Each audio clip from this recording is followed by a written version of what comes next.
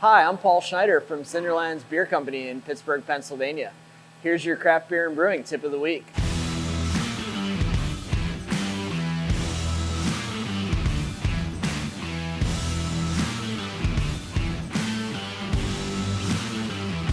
HyperBoost makes us more efficient from a cost of goods standpoint because we are keeping so much biomass out of the tank. Every 100-gram jar of HyperBoost that we use is equivalent to 22 pounds of T90 hops. Those 22 pounds of T90 hops are going to absorb a good deal of beer and tank, and that HyperBoost is going to absorb absolutely none. HyperBoost is fully flowable, soluble liquid in beer, and it's going to disperse evenly, and we're going to experience no loss from it. If you're using it as a one-to-one replacement, which we'll talk a little bit about later, that may be a good strategy for you. It may not. It's by and large going to save you a lot of tank volume in a heavily dry hop beer. You think about the usage rates that YCH recommends that track with our experience. We're talking about converting 25 to 50% of your pounds of T90 and cryo dry hop into HyperBoost equivalent. Let's say for us, for example, we have 15 barrel tanks, 30 barrel tanks. So in a 15 barrel batch, 100 grams of HyperBoost is equivalent to 22 pounds of hops.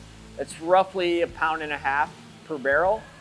So 1.5 pounds per barrel for our range of hoppy beers. That's never going to be the whole dry hop, but it definitely fits into that 25 to 50% range for some of our beers. For example, pale ale, we're using somewhere on the order of 3 to 4 pounds per barrel total T90 equivalent in the beer. And then double IPA, we can get up pushing like 7 to 7.5 pounds per barrel total in the beer. And that's T90 equivalent across all hop products. So there are multipliers on those for each type of product. So T90 is obviously a 1x, cryo is a 2x. So if we had 11 pounds of cryo, that's 22 pounds T90 equivalent, for example. And then HyperBoost is 100x. So 100 grams of HyperBoost is 10 kilograms of T90, which is going to equate to 22 pounds. And that 22 pounds, again, is in that range of, for a 15 barrel batch, we're talking about 1.5 pounds per barrel. So if we're replacing that 22 pounds with 100 grams of HyperBoost, achieving theoretically the same degree of hop saturation, hop intensity, that's more beer at the same hop intensity using otherwise the exact same methods you would use to arrive at that beer. And there certainly will be qualitative differences between the 22 pounds T90 equivalent that you derive from HyperBoost or cryo or T90.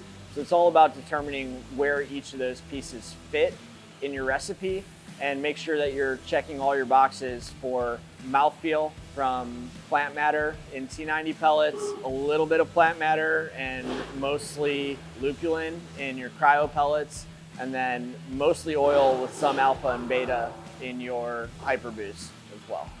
To learn more about HyperBoosting your beer, click the link below.